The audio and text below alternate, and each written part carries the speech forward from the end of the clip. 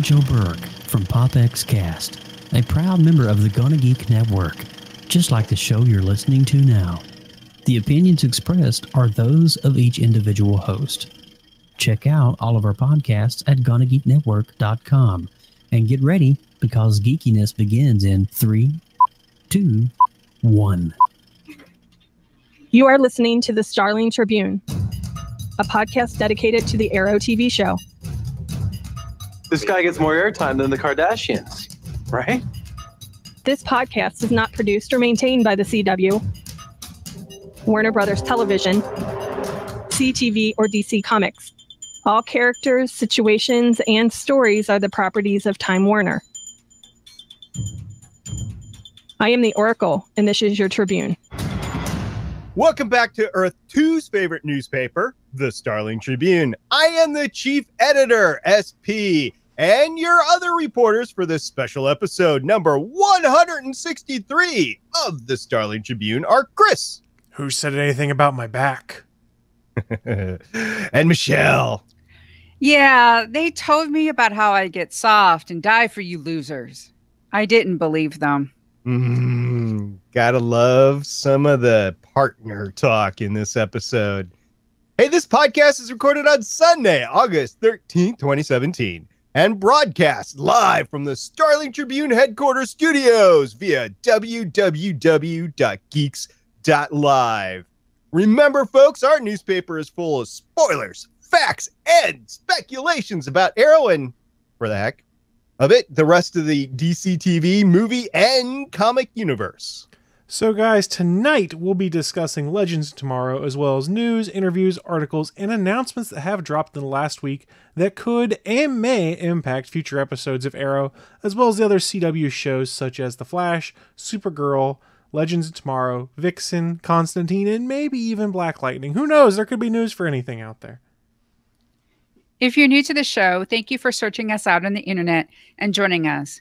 If you like our content, why don't you swing by our podcast network home at GonnaGeek.com, where you can find all of our past shows, plus a ton of other geeky videos, podcasts, and articles, all under GonnaGeek Productions banner. Thanks, guys. Now that we got the intro stuff out of the way, let's get right into the content. Michelle, go ahead and break down the current episode of Legends of Tomorrow for us. Sure thing. This episode is called Fellowship of the Spear. It's season 2, episode 15. It originally aired Tuesday, March 21st, 2017. Directed by Bryn Bray. And credits include 1 Supergirl, 1 Legends, 1 Shadowhunters, 1 Arrow, and 1 Lucifer. Writers are Kito Shimizu, who's done 5 Legends, 11 Arrow, 1 Flash, and 7 of the Cape. That is right. If you've ever worked on the Cape, I'm going to mention this all the time. Yeah. And Matthew Mala, who's written 4 Legends. That's your second Cape reference of the day, by the way, because you recorded an episode earlier today with a writer from the Cape as well. I wanted it to be so good, and it was so bad. It was so bad. True. Fortunately, I was spared from it, but yes, I do commiserate with those that had to go through it as well. So this is not a podcast about the Cape. It's a podcast about the DC TV and movie universe. Yeah, we'll go ahead and say that. But what we're going to talk about is the ratings for this particular episode of Fellowship of the Spear on the week in March. So we're into March Madness right now. So it's the week after March Madness started. On the 20th of March, Supergirl on Monday, their 16th episode of season 2, and the episode was entitled Star-Crossed. It brought in 2.07 million with a Live Plus DVR rating of 3.50. On Tuesday, the 21st of March, Flash brought in 2.71, so not the juggernaut Flash, but with their 17th episode of the season, their Live Plus DVR brought in 4.59. So that's pretty good there. The episode was titled Duet, by the way. And if I'm not mistaken, I believe that was almost like the Valentine's Day episode that really wasn't a Valentine's Day episode because it was a month late. But anyway. And then on Wednesday, Arrow, the show that we generally podcast about with their 17th episode of the season, brought in a staggering the series low of 1.38 and a Live Plus DVR of 2.33. And this hurt us because it was Capuchin. And this was the big Anatoly episode. And it should have gotten a heck of a lot more. But moving on back to Tuesday, the 21st of March, The Legends of Tomorrow, that brought in 1.72 on the tail of Flash, is 2.71, and the Live Plus DVR of 2.70. So kind of a lull in the late ends of March. And I would think that this would be ramping up. But guys, there's just probably a lot of people that are watching and paying attention to basketball that time of year. Yeah, because these DVR ratings, I believe, is 7 days. So if you waited, because this is like almost to the season finale, and sometimes people, bunch them up and just sort of marathon them. And of course, this doesn't include app numbers, and who knows how well they do on Netflix, because I have a friend who only watches these shows when they come on Netflix. So who knows how well they do there. I watched it on Netflix today. Amazon for me. Amazon Prime. So guys, we usually talk about the overall plots and themes of the episode, and we start with the title, Fellowship of the Spear. I think that was pretty adept. They've been doing pretty good in themed episodes this year, right, Chris? Yeah, and this was certainly more entertaining than the book it was based off of. Shots fired, bang, bang, bang, bang, bang. Wow, which book are you talking about, though? Are you talking about Fellowship of the Ring? Okay. It's so boring. Didn't know if you were talking about The Hobbit.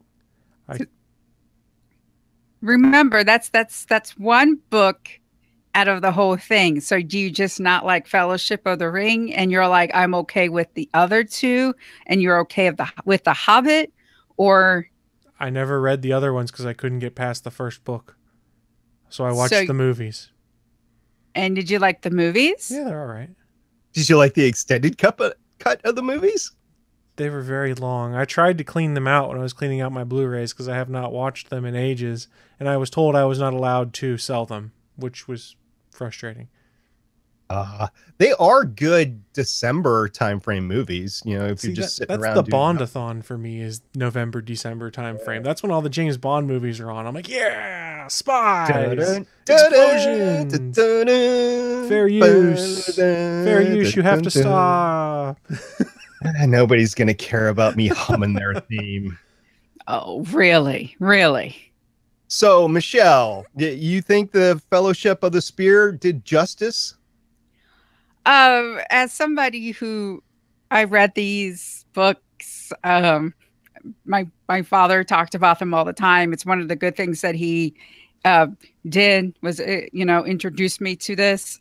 And if you're a fan like I am, you got all the little in jokes, and you're just like, well, that's from this and that's from that. Also, if you know about Tolkien's life, he did fight in World War I, and it's been proven that some of the things that he wrote about, it was inspired by his time, because he just absolutely detested war, and his depiction in this was actually pretty good. It's interesting how they got George Lucas kind of right. And now they kind of got Tolkien kind of right. And everything from the way Rip, described there, we're on a quest and the end of the world, to the whole hidden writing on the spear after it's exposed to heat, because that's how you find the writing on the One Ring. And it was just like nerdy glee for me watching this episode. And we had the one spear to rule them all. Did there? Mm-hmm. One spear to bind them. Bind? You can bind with a spear? You stab them all, and then they're bound together by being impaled by the spear. You could have like 3 people stabbed on that spear. It's deep enough that you get 3 in there.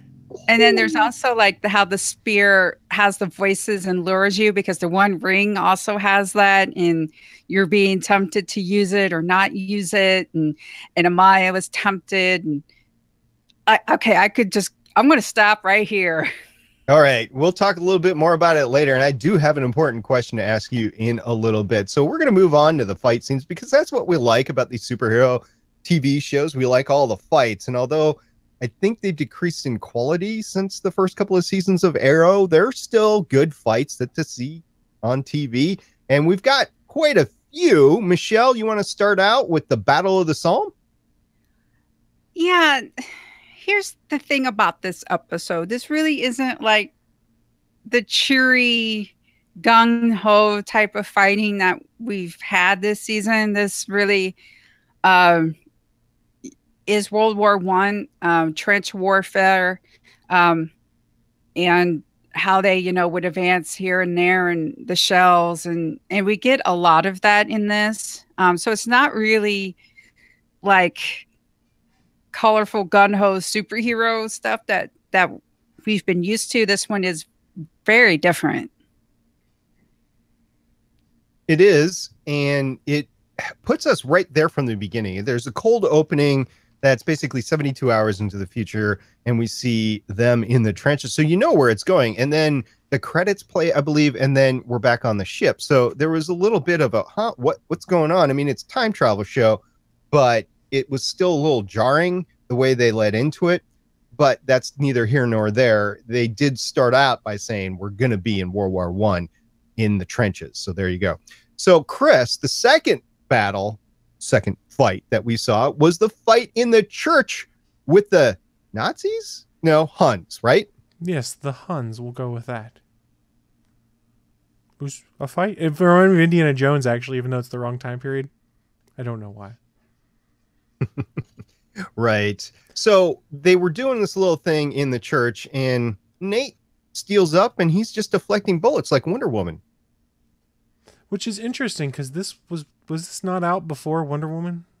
It was. Yeah. It was indeed. Interesting. Wonder Woman's been deflecting bullets with her gauntlets for decades. No. I just meant like timeline-wise for the TV/movie comparison and things like that. Because I think that's part of what makes it so fresh in people's mind is the Wonder Woman movie with the iconic scene of her going across the open battlefield deflecting bullets. So that's more what I was getting at. I couldn't remember if they were inspired by Wonder Woman movie in that regard or not. They might have been. I mean, you never know what kind of cross comparison they're doing in Warner Brothers or DC or whatever. But yeah, I mean, it could have been. But Michelle's right. She's been deflecting bullets for a while. I was just pointing that out because, well, it was like that. So there you go. They do both take place in World War One. They do this indeed. Episode in Wonder Woman. It's not in the same battlefield, though, right? I do not think so. No. The trench warfare in World War One, it wasn't in just one location. It wasn't one battlefield like Civil War was. It was literally north and south along the continent of Europe. So it never was all in one place. So then Michelle, there was another fight, the advance of the British. It was at the end where they're going to storm the field. Yeah, this one you got a lot more of like what World War One was like with the shells, and Sarah's there with the spear of destiny. It's glowing because it's trying to find the blood, but she's wielding it like a weapon, and Nate's doing his steel thing and such.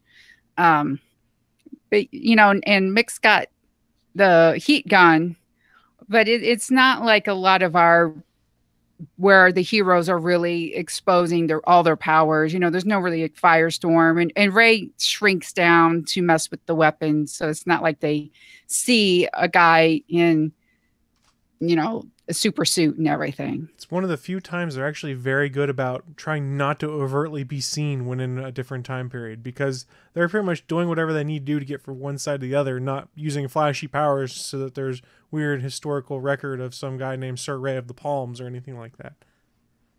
Although the ship basically lands in the middle of the battlefield. People see that thing. I mean, it phases in and out of its cloaking device. That's true.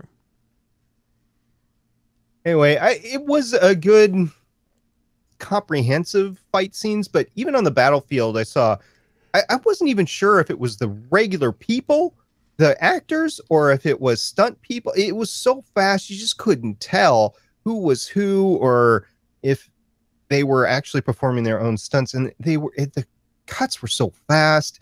I am really disappointed in how these fight scenes have degraded since way back season 1 of Arrow, where we basically saw Daredevil hallway fight scene. And we've talked about it quite a bit. It just keeps on coming back to me every single episode.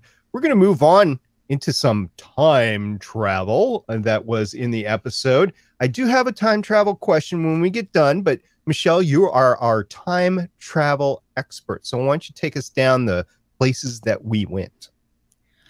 So as was mentioned before, we start in 1960 France, World War I, but then there's that whole 72 hours prior, and you see them in the time stream, and then Rip's like, yeah, I know where everybody's hiding. They're hiding in the vanishing point. So we actually go back to the vanishing point, and, it stirs up a lot of feelings for Mick.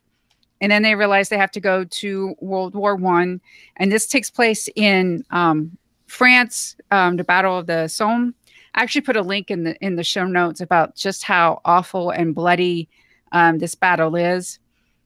And there we meet, Tolkien, who, is ill, and they have to make sure he's saved, not only so he can write a great set of books, but also so they can use him to find the blood of Christ that Gawain, going back to King Arthur, was supposed to have found and everything. And that's true about Tolkien. He was a huge scholar on King Arthur and everything that inspired a lot of Lord of the Rings. So that was not far-fetched. I actually read a couple of the things that he's written. Not this, because this is apparently something that was never published, and how Nate got a hold of it, we have no clue. But it was interesting, them going back to meet another real world individual. Mm-hmm.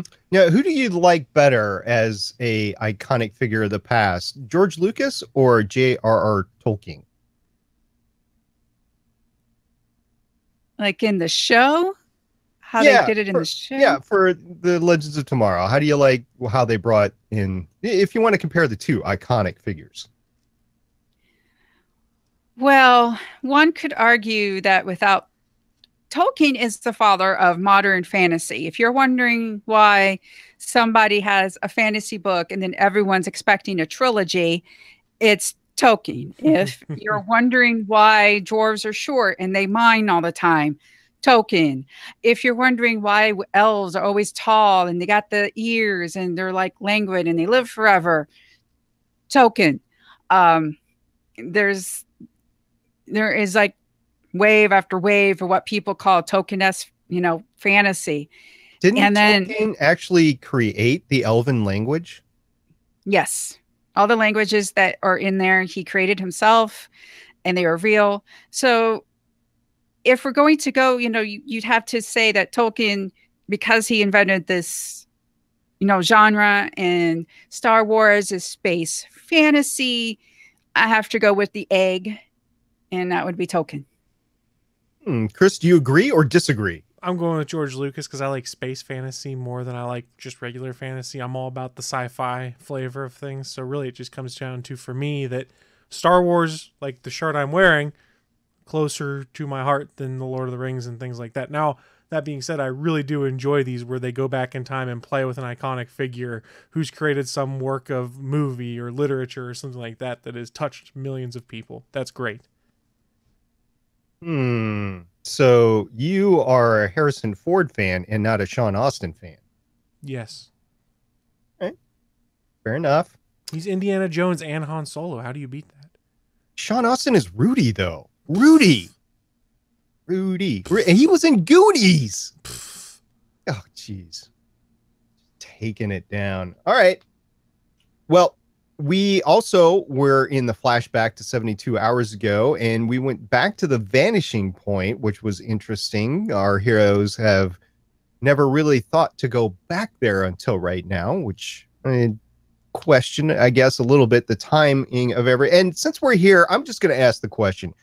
So why don't they just go back a few years and find where this thing's been buried on the battlefield rather than having to go through the battle? At the time, they live in a time ship. Because they needed Tolkien, and Gideon is like, Token is in that area. Okay. And that's where it is. So it's one of those things. If they went back and they're like, first off, they would have to make sure that he's already written it. So they have to make sure that he's already written the book. Okay. So let's say they happen to find him and he wrote the book. Then they would have to take him from that particular time and then go to France. So it could actually disturb his linear path from that time. Okay. So here it is. They have the book and it says they need to go to this part of France. And Gideon's like, oh, hey, by the way, Tolkien's actually there in that area where the blood is likely to be at this particular time. Hey, isn't this convenient? Yes, it's World War I, but that's the best time to go because you know where he is and he's in the area, and it probably won't disrupt the time as much as going back a couple of years. Right, and the more times you stop in time and disrupt things, the more likely you are to screw it up.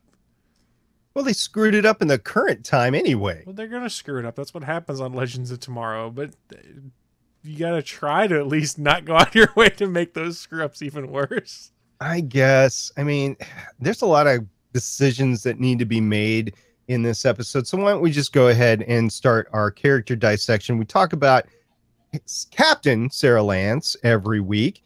And so let's go ahead, talk about her, and then go ahead and rate her. So, Michelle, you want to start off on your favorite captain from Legends of Tomorrow? Sure thing. She actually has a few plans. I like how she gets everybody together and like, hey, how are we going to find, this? How are we going to, get that last piece of the spear from the Legion of Doom? She actually has a plan. A lot of these plans work. I think it's interesting when she hears like, we need the blood of Christ. She's like, Gideon, let's, and then Rip's like, no. I know they wanted to use the phrase fixed point in time, but they can't use that phrase because that's Doctor Who. But I do like the fact that she's like, hey, if we got to go back to this particular moment, unfortunately, Nate knows about, the whole Gawain thing. She does a pretty good job. She makes plans. They happen. I am disappointed in her. I don't know how you guys feel about this. We've watched Sarah grow and have her own little redemption arc. She's become captain. She's been, like this episode plan. It happens and it's great. But she doesn't give Mick the same treatment. Like it's still, you're Mick. You're a thug. I don't know if I can still trust you. Can we still trust you? And I'm just like, but Sarah, you were an assassin and you died. Yeah. You're talking about a thief versus an assassin here. Yeah, that was my main problem the first time around watching this episode. And I watched it with a more of an open mind here. Now, as you go back and you listen to past episodes of Starling Tribune, you'll find me really trying to dissect Mick and how he is proceeding through this season, because I wanted to get to this point in the season and really figure out what was going on with him. Now, I do understand that he's got some things going on with him, but all of a sudden the crew turns on him where they were very supportive before. It was like this particular episode was event writing just because they needed him to betray the rest of the crew. And it was totally out of place for the rest of the season. Still, to me, this time around, I did understand more of what happened in the episode, but it still made me go, this makes no sense to how we got here, because he was part of the crew. He was their family. And all of a sudden they're turning on him. So it's more of the rest of the crew that I'm concerned about rather than him, because he turns on in like 30 minutes. All of a sudden he is anti them and he is pro partners, which I guess has always been there, but even his partner died to save the crew. That's, gosh, it's just so catch-22-ish here. It just doesn't make any sense to me.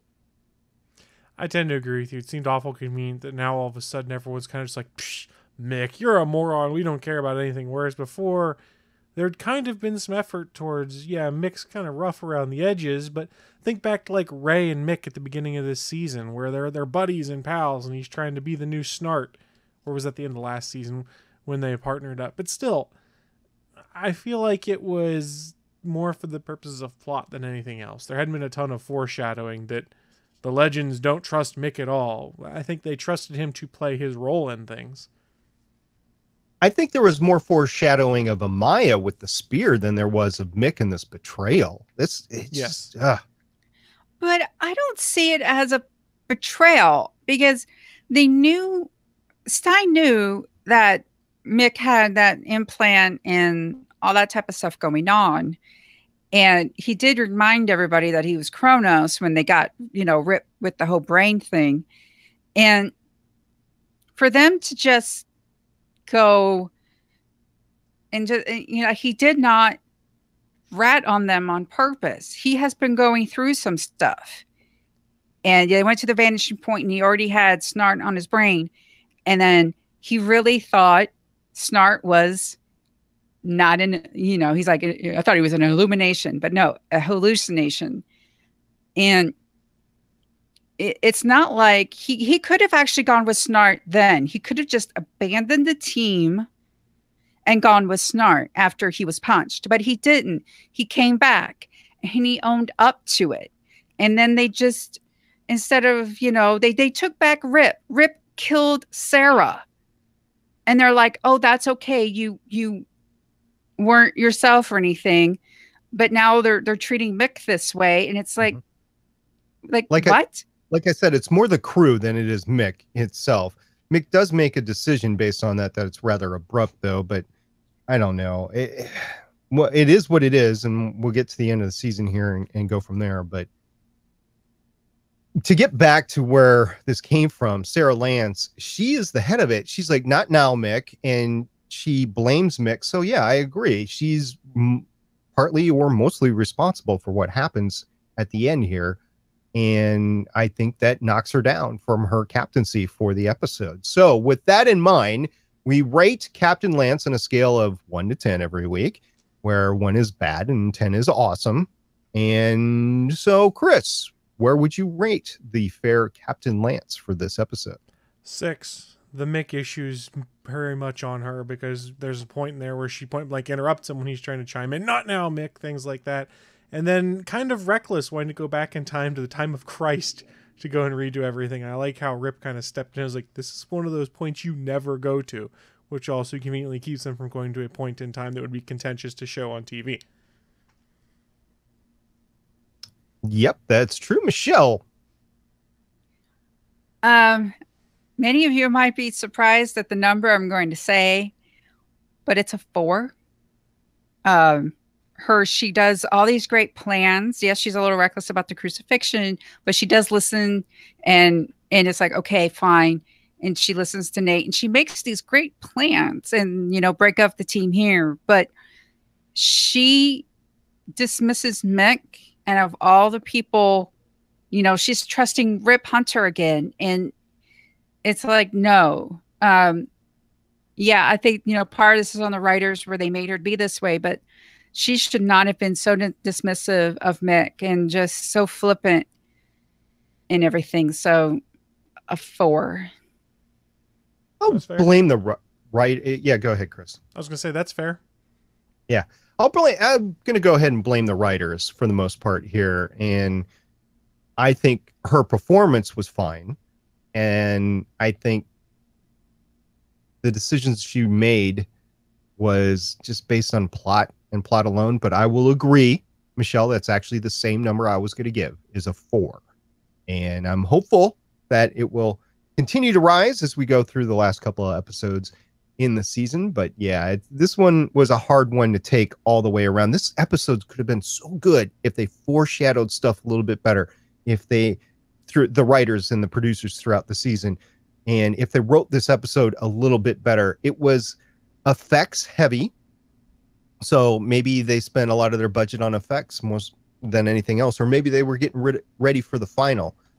I don't know, but this could have been pulled off better than it was. Okay, let's move on. We talked about Mick. Let's talk about Ray and the Atom, because he really didn't have too much to do in this episode, right, Chris? He really didn't do a whole much. I mean, admits they didn't treat Mick right at the end, which was kind of nice because remember, he's one of the ones that was kind of all buddy and pal with Mick near the end of season 1, and he's also just as guilty as dismissing him and not really valuing his opinion, trusting him, anything like that. And I like that he's the one that realizes it. The moment that stands out for me for Stein moving along here is when he says he doesn't want Mick to hurt him, but he went through the entire thing with Mick before and figured out exactly what was going on with Mick.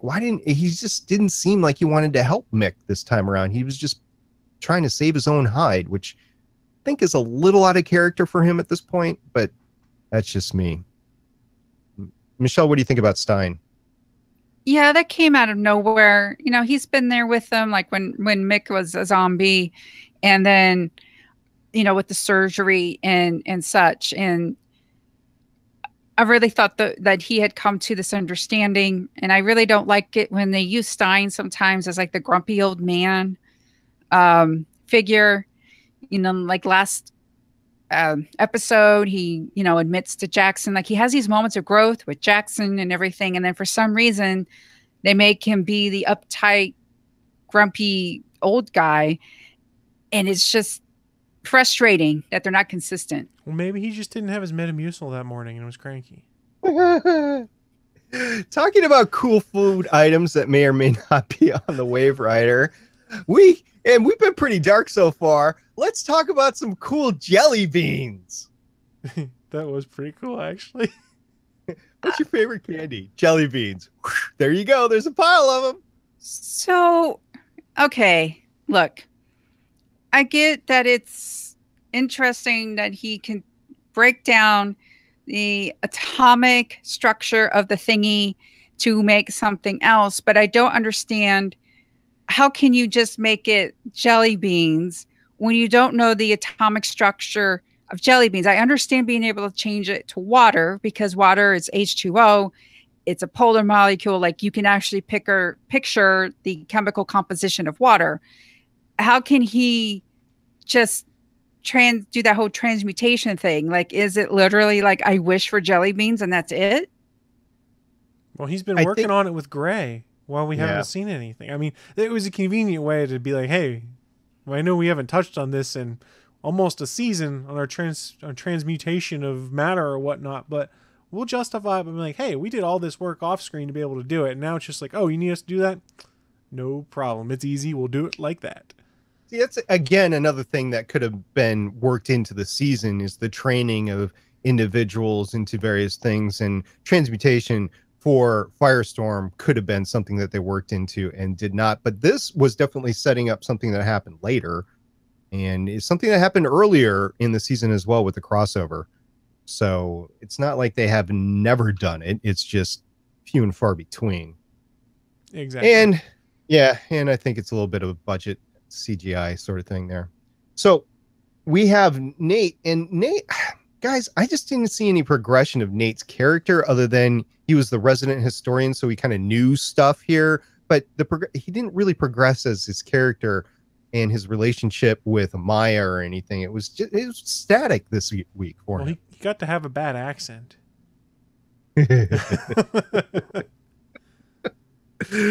He did indeed.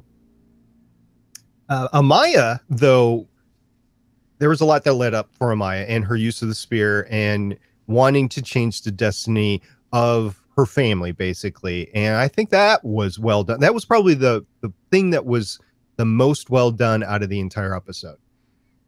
Yeah, I'm sorry. No, go ahead. Yeah, she even tells Sarah that that's the plan that they should do. You know, we have the spear. Let's use it.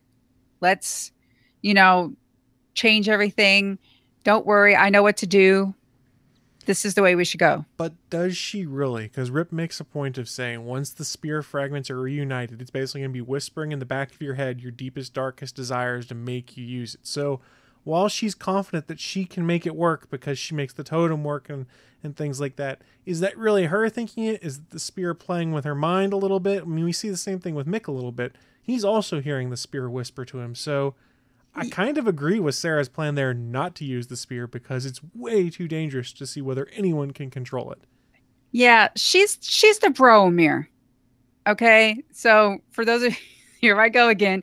In the original Fellowship, the dude played by Sean Bean, one does not simply walk into Mordor. That guy, he's tempted to. He wants to take the ring, and he's like, we need to defend Gondor because Gondor's on the front lines. It's like, you do not see this every single day. We have Gondor. We need it. We know how to use it. We will use it right. And, he actually contemplates taking it. And, that's why he ends up, a spoiler alert, dying. But in this case, Amaya gets tempted. She holds it, but she actually does, give it back. Boromir does give it back. He does, redeem himself before he dies. But that's Amaya's role in this episode. So it's interesting that you bring up Sean Bean, because every time I think of him, I don't necessarily think of him in the context of Lord of the Rings. I actually think of him as Boromir in context of The Martian and the conference that they have in The Martian. And he's a part of that one as well. So that's just my Sean Bean. And that's one he doesn't actually die in, too. No, he gets fired, but yeah, he doesn't die, though, because he dies in a lot of his other movies. In every single other movie, he dies. Sure seems absolutely. like it. So, guys, you got the Spear of Destiny. I'm just going to ask you this: what would you do with it, Chris? Oh, I don't know. I don't want to think about. Okay, Michelle, do you have something off the top of your head? Because I have something. 2016 would have gone a lot better. Okay. Real world politics. Okay. So what my use of the Spear of Destiny would be to completely change season 4 of Arrow. Fair. That's fair. Okay. There you go. All right. So Rip Hunter is fitting in with the crew here. I mean, he's saying some nice things, but he's deferring to Sarah. I think he had an okay episode here. Nothing remarkable either way, but at least he's starting to fit in with the team again. Deferring except on one point where she's like, Gideon, go back to the crucifixion. He's out of his seat before she even finishes. No, Gideon, you will not do that.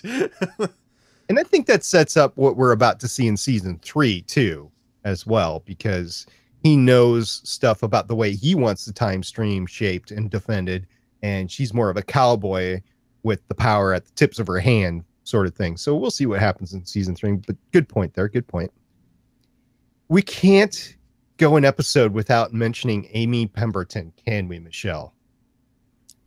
Okay, you can't go an episode without mentioning. You're the one who put Gideon in the show notes. If you're going to put Gideon in the show notes, I'm going to mention Amy. That's called a setup, son. Yeah. Yeah, good old Gideon, knower of things, healer of people. Amazing. Ship's doctor. She's the emergency holographic medical program, basically, for the Wave Rider. Maybe that's what they need to do next season, because in Star Trek Voyager, the doctor was a hologram, and then for many seasons he was only confined to the med bay, but then they invented a thingamabob to where he could actually be a walking hologram throughout the ship. So maybe that's what they need to do. They need to actually make a holographic version of Gideon, so that way, SP can see Amy every single week. There's nothing wrong with seeing Amy. Amy's cool, isn't she, Chris? I agree. Much like Sarah, I was like, I did not imagine that's what Gideon looked like. Didn't think of that. Now I have a Gideon crush. Go figure. All right. So we did have a full-blown Legion of Doom in this episode. And Eobard Thawne screwed up as usual. Damien Dark, he was coming in with we need to change things up. We need to make things better. So that's good. And then Malcolm comes in at the end, scratching my head why they didn't use him throughout the entire episode. But I guess he's going off to get the book. Guess what? We have 2 new members, Snart and Rory. Mix. Obviously, I don't think we're going to see it stick because we know he's in season 3. Full disclosure, guys, I'm just watching these shows as we go. I haven't seen anything past this point, but I'm relatively confident he's going to become part of the team again. And you kind of get that seed planted when he's looking at Snart. He goes, I thought the spear was just for us, to that effect. So while he's a part of the team, I don't see it being long-term. Same with Snart, because he has to get back out of the time stream so he can become the Snart we know. But sure was fun. And Mick says, when he and Amaya are talking about what they hear, Mick says, I hear my parents telling me not to play with fire. And he actually says, there are things that I want to change too. So he actually wants to make himself better. Right. I mean, his motivation for the spear, I don't think, has unlimited power to do whatever he wants. As they've been hinting at for a while, it's his unresolved issues with his partner's death. He wants to use the spear to bring back his friend, to bring back his partner, and then I'm sure they would use it for some kind of ridiculousness afterwards, potentially. But his primary motivation isn't power. It's to save his friend. And I think that says something about Rory, rather. So I'm sensing a consensus here on the episode as a whole that it was okay, maybe, but not the best, and it could have been done better. And I guess this goes back to this time last year when supposedly they had a plan. Well, they had a plan for the season, but they didn't have a plan for this episode, and I think it showed. What do you think, Michelle? Yeah, it's part of the thing that we've talked about with Arrow and such, is that you get together and you say you make this plan. You should be able to make plans and say this is how these characters are going to grow, so we can make sure that they are consistent. And here's the spike of when they're growing this way, and here's the spike of when they're going to go that way. So this way we don't get out of the blue moments and we're just sitting here confused and wondering why the entire team, like this is near the end of season 2. So they've spent 2 seasons together. It's like why they all of a sudden would just turn and just, dump on Meg. This was a filler episode is how I looked at it, to bridge the gap as we got to the penultimate episode for this season, which is bad guys got the spear, bad stuff's going to go down. And that's tough that Tolkien was just a filler episode. This could have been so much more, but it wasn't. Well, any last words about the episode, guys? Or are we ready to move on? Snart is fun. All right, Michelle, why don't you tease us in what we're going to be watching next week? Yes, next episode is Doom World. Season 2, episode 16. It aired Tuesday, March 28, 2017.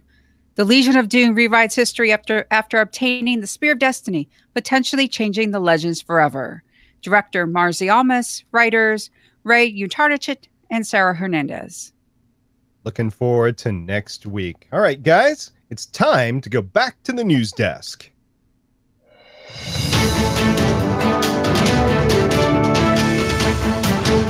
Live from the Starling Tribune main news desk, we're going to be talking about some Arrow news first up. And Michelle, we have a upcoming novel from Mark Guggenheim.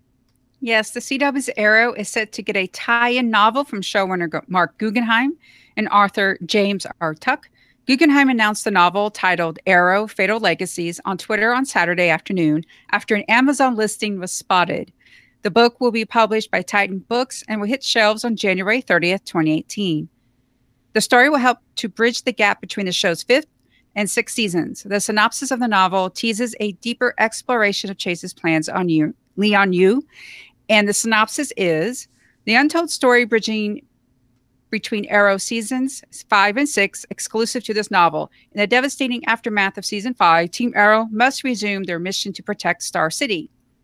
Those who have survived Chase's trap on Leon Yu discover that his plans did not end there. If his legacies aren't stopped, countless more will die. So I really hope that this stays canon, unlike the other Arrow book that I just bought like 2 months ago, and then the next day it comes out, oh no, it's not canon, that was all about Slade. So please make this stay canon so I don't restart a book like, oh, this is fun, and like, oh, it's not canon. And while that doesn't change my enjoyment, it kind of changes how it factors into things. Well, we did have a between series book, the Arrow 2.5 comic, right, trade paperback, whatever. Yeah, that it was canon. That was pretty good. It explained a lot of things, like where the suits originally came from before they went down that path on the screen, and also what happened to the Queen Mansion. So that is all important stuff that came out of the 2.5 book. And thank you very much, Neil, our former reporter for bringing that to our attention, and we reported on that way back when. And so I will be looking forward to picking this one up and seeing what is between the covers. Now, Chris, you have some news about your favorite character on Arrow, Slade. That's right. They did an interview over on TV Line, and they got some information, or rather were asked, do you have anything new to share about Arrow's Slade sticking around? And according to Mike Osiello there, he says, it appears Oliver will make good on his offer to his frenemy and trade for his help against Adrian Chase, seeing as the CW series is currently seeking an Aussie lad to fill the guest starring role of a, quote, introverted, moody, and naturally athletic teenager. So, we might, well, presumably we'll have Slade hanging around for at least the first half of the season, I'm guessing. And I love it. Yeah. You know what I'm going to love? If the Huntress returns. So, do you think that the Huntress is going to return? Oh, I hope so. Speaking to Comic Book Resources, executive producer Mark Guggenheim has this response when asked about DeGao's potential return. I want to say, absolutely. Jessica DeGao has expressed an absolute willingness to come back. Jessica's a favorite actor of mine, and the Huntress is a favorite character of mine. I want to make it happen in season 6.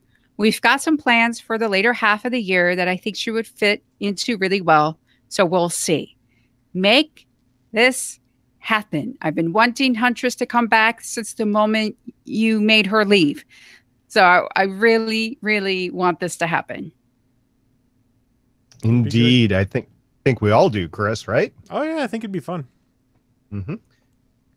So, another character whose future is vastly up to debate based on the finale of season 5 is John Barrowman.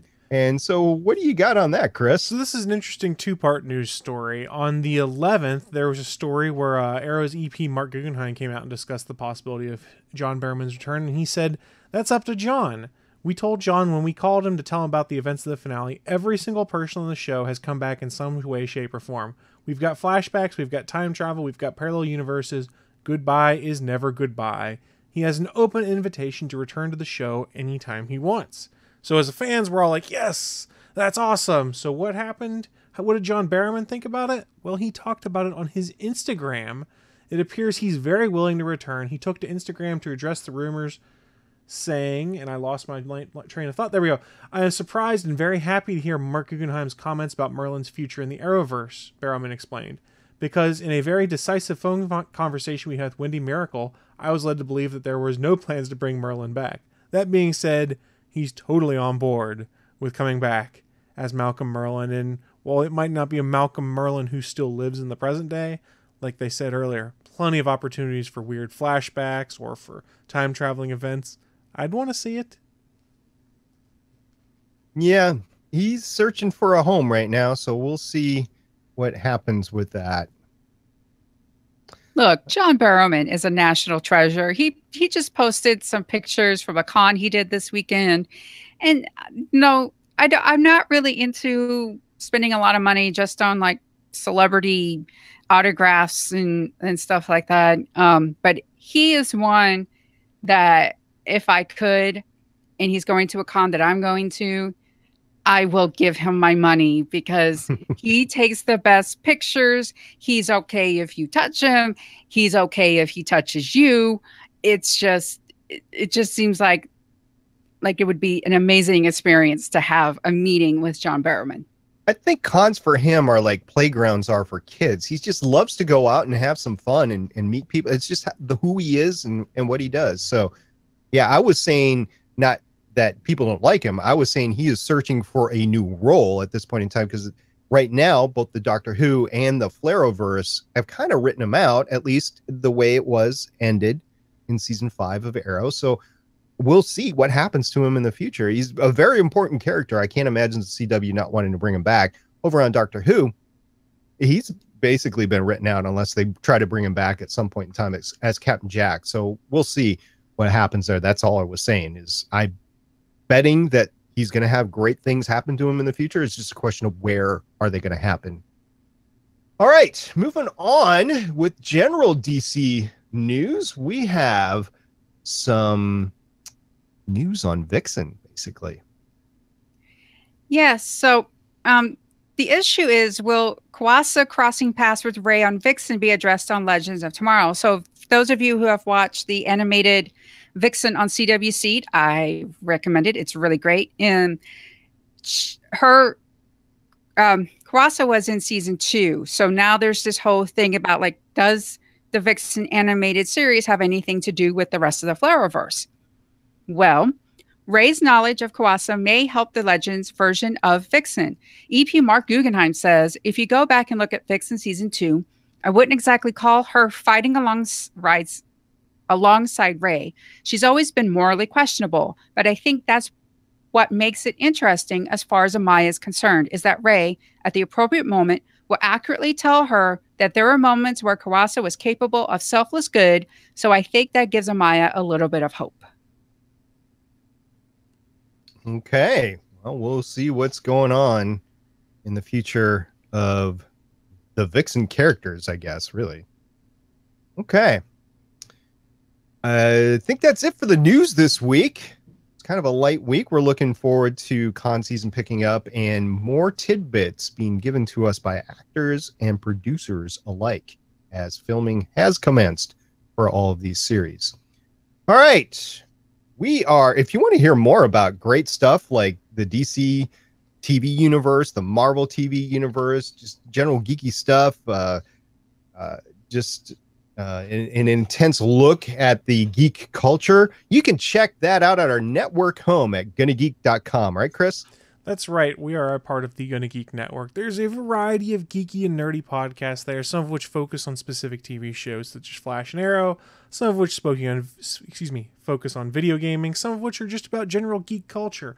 But there's all sorts of different stuff, and each week we try to highlight one specific show, tell you a little bit about it, and maybe just maybe entice you to go check it out.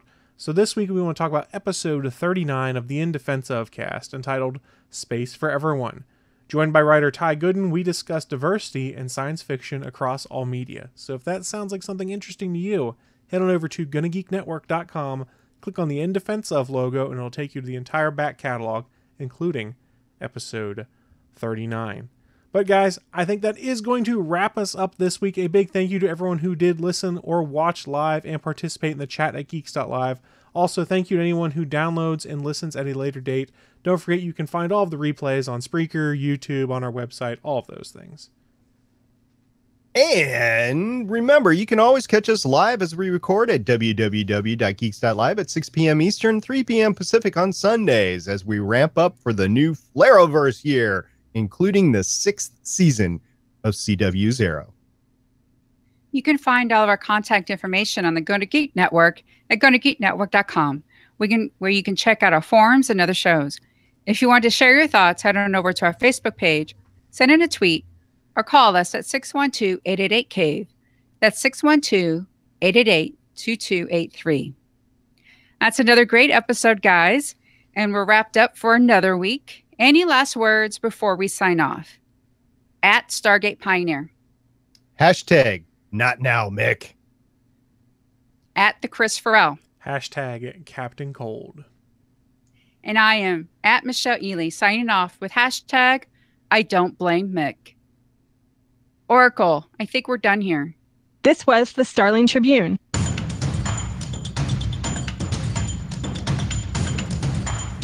You can leave us feedback at GonnaGeek.com or check out our archive at StarlingTribune.com.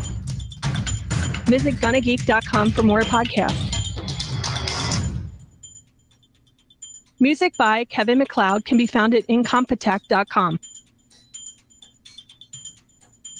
This podcast is not produced or maintained by the CW, Warner Brothers Television, CTV, or DC Comics.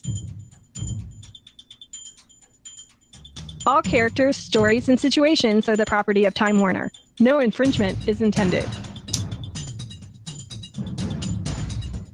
We will see you for the next episode of CW's Arrow.